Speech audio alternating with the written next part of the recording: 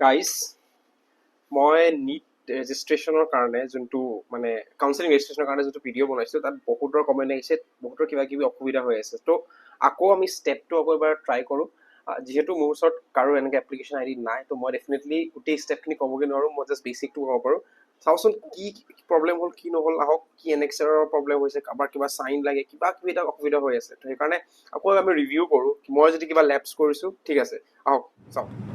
চ' ষ্টুডেণ্টছখিনিৰ কিবা কনফিউজন আছিলে চাগে, সেইটোকে ক্লিয়াৰ কৰিবলৈ আজি মই আকৌ এই পেজটো খুলি লৈছোঁ। ইয়াতে মই দেখাম, মই নিজে নিজে গোটেইখিনি কৰি দেখাম হা, কি ভুল আছিলে কি নাই। মই আপোনাৰ DIBY দিব্যা PROBIN দিব্যা প্ৰবীণ DIHINGIA, এতিয়া মই নামটো নিজৰ নামটো দিলোঁ, ঠিক আছে। এতিয়া মোৰ মাৰ দেউতাৰ নাম গোটেইখিনি দি যেনেকৈ আপোনাৰ শুদ্ধকৈ আছে সেইখিনি দিব। এইখিনি চব দিয়াৰ পিছত আপোনাৰ নিজৰ এড্ৰেছ, কৰস্পণ্ডিং এড্ৰেছ, পিনক'ড গোটেইখিনি দিলে। এতিয়া make sure mobile number of the candidate, যেতিয়া আপুনি মোবাইল নম্বৰটো দিব, ইয়াত এটা OTP আহিব। OTP দিয়া ভেৰিফাই কৰাৰ লাগিলে আপোনাৰ মোবাইল নম্বৰটো ছেভ হৈ যাব তাতে, ঠিক আছে। এটা অল্টাৰনেটিভ মোবাইল নম্বৰ দিব, ঘৰৰ দেউতাৰ বা মাৰ বা নিজৰে যদি আছে, এটা ইমেইল এড্ৰেছ দিব, ঠিক আছে। এইখিনি গোটেইখিনি দিয়াৰ পিছত ফিজিকেল আইডেণ্টি মাৰ্কছ থাকিলে হৈ গ'ল। দেন ৰিজাৰ্ভেশ্যন কথাটোৱে মই কওঁ, ছাপ'জ আপুনি জেনেৰেল কেটেগৰী হয়, যদি আপোনাৰ EWS আছে, তো ইয়াত লিখাই আছে চাওক না, EWS candidate shall have to click on general click কৰাৰ লগে লগে যদি EWS হয়, তেতিয়া আপোনাৰ EWS বুলি আহিলে য়েছ কৰি দিলে হ'ল, ঠিক আছে।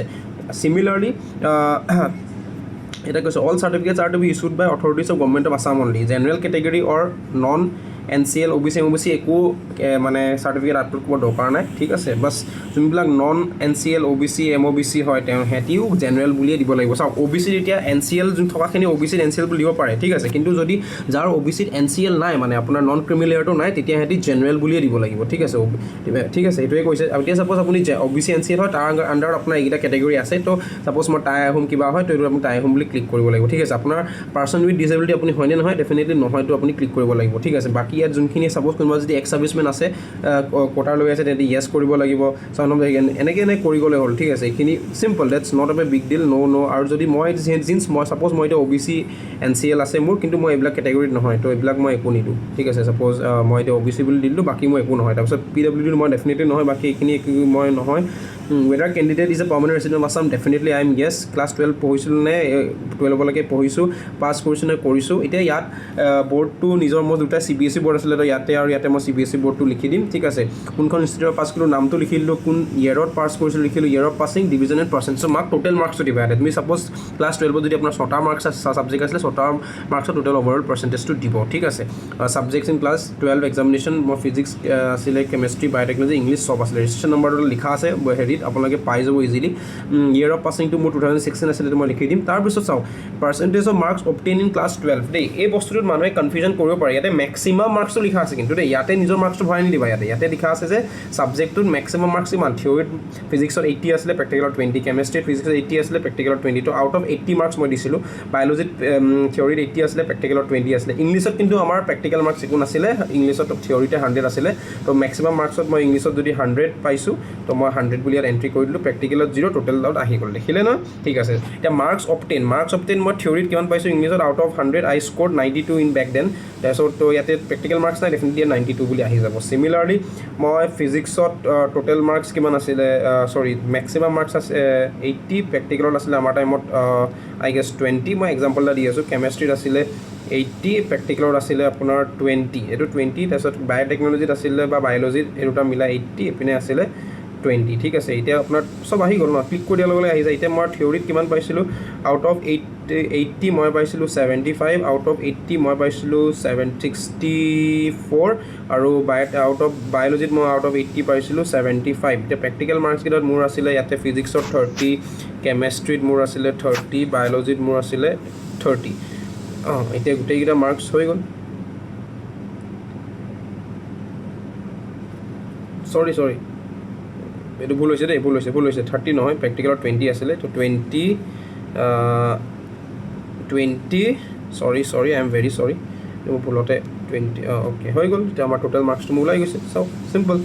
তো দিছ ইজ মাই মাৰ্কছ। তো এইকাৰণে মোৰ 91.33% এক্সেক্টলি আছিলে, সেইটোৱে ওলাইছে, ডাইৰেক্ট কেলকুলেট হৈ যায়, একো কনফিউজন কৰিব দৰকাৰ নাই। আপোনাৰ সুধিবই, ঠিক আছে, বিকজ আপুনি ফিজিক্স, কেমেষ্ট্ৰি, বায়'লজি পাৰ্চেণ্টেজটো লাগে, সেইটোত আপোনাৰ অলৰেডি ভেৰিফিকেশ্যন হ'বই, ৰাইট, ঠিক আছে। তাৰপিছত ইয়াতে NEET UG বস্তুখিনি আপোনালোকে দিলে, গোটেইখিনি দিয়াৰ পিছত আছামৰ ষ্টেট মেৰিট লিষ্টটো লগাই দিলে।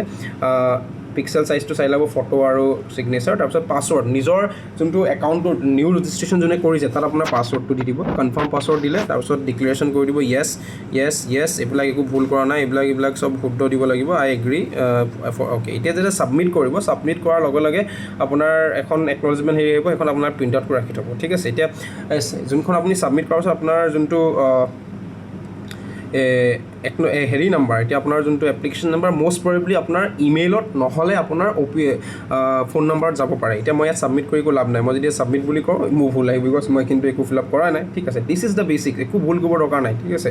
কিবা কনফিউজন থাকিলে মেক শ্বিয়ৰ আপোনালোকে গোটেই বস্তুখিনি ভালকৈ পঢ়ে, ইনফৰ্মেশ্যনখিনি, ঠিক আছে। এতিয়া মই এটা বেক কৰি চাওঁ আপোনাক কি লাগিব, মানে একনলেজমেণ্টখন কেনেকৈ লাগে, এইটো যদি আপোনাক বেক বুলি কৈ আছে, মই যেতিয়া বেকত গ'লোঁ, এইটো চাওক, applicant's email ID and mobile number would be used for further correspondence. এইটো লিখা আছে। After reading the above instruction to fill online form, the applicant has to click the next button, ঠিক আছে। আৰু চাওক সেম ডিটেইলছ দিব লাগিব, আৰু candidates will have to pay a counselling fees. কাউন্সেলিঙৰ মোৰ এটা কুৱেশ্যন আহিছিলে যে কাউন্সেলিং ফিজটো কেতিয়া দিব লাগিব। কাউন্সেলিং ফিজটো আপোনাৰ দিব লাগিব যেতিয়া 1000ত এট দ্য টাইম অফ এডমিশ্যনৰ সময়ত যদি চিলেক্ট হৈছে। এতিয়া যোনখিনি ষ্টুডেণ্টে চিলেক্ট হোৱা নাই সিহঁতি 1000 ৰুপিজ ক'তো দিব নালাগে। আপুনি যোনে চিলেক্ট হৈছে যেতিয়া আপুনি এডমিশ্যন ল'বলৈ যাব কলেজখনত, সেই কলেজখনতহে আপুনি 1000 ৰুপিজটো দিব লাগিব if selected at the time of admission, ঠিক আছে। এই বস্তুটো মনত ৰাখিব, don't confuse on this, okay. If selected এইটোৱে কৈছে। আৰু annexures, candidate has to log in using ID and password for uploading the required documents. এতিয়া আপুনি সেইটো ক্লিক কৰাৰ পাছত আপুনি যেতিয়া ইমেইল ID এণ্ড পাছৱৰ্ডটো পাই যাব বা এপ্লিকেশ্যন ID টো, তাৰপিছত আপুনি আকৌ নতুন মানে আকৌ আপুনি লগ ইন কৰি পেলাই অলৰেডি ইউজাৰ লগ ইনত গৈ পেলাই আপুনি ডকুমেণ্টছখিনি আপলোড কৰিব লাগিব পাৰে, ঠিক আছে। এইটোৱে বাছ কথাটো সিমানেই, একো অসুবিধা নাই।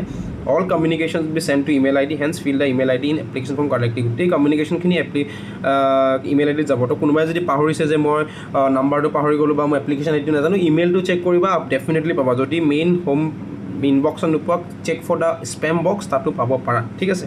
That's all, thank you and don't confuse. So' মই আকৌ ষ্টেপ বাই ষ্টেপৰ গাইড এটা দি দিছোঁ। এতিয়া চাওক, মোৰ যদি নিজৰ এপ্লিকেশ্যন নাম্বাৰ থাকিলে হয় ডেফিনেটলি মই ভিতৰখিনি কৰি দেখাব পাৰিলোঁ হয়, বাট নাই। ষ্টিল মই ট্ৰাই কৰিছোঁ যে দেখাবলৈ। বৰ্ড কাউন্সেলিং ৰেজিষ্ট্ৰেশ্যন নাম্বাৰ বা পাৰ্চেণ্টেজ কোনটো দিম চব মই কৈ দিছোঁ। ভিডিঅ'টো ভালকৈ চাই ল'বা, একো নাই, 6-7 মিনিটৰ ভিডিঅ' হয়, চাই ল'বা, বেছি ভয় খাব নালাগে, কনফিউজ নকৰিবা। কোনোবাই যদি এপ্লিকেশ্যন নাম্বাৰ পাহৰিছে, পাছৱৰ্ড পাৰিছে, চেক ইয়ৰ ইমেইল, তাতে থাকিব ডেফিনেটলি, লিখাই আছে।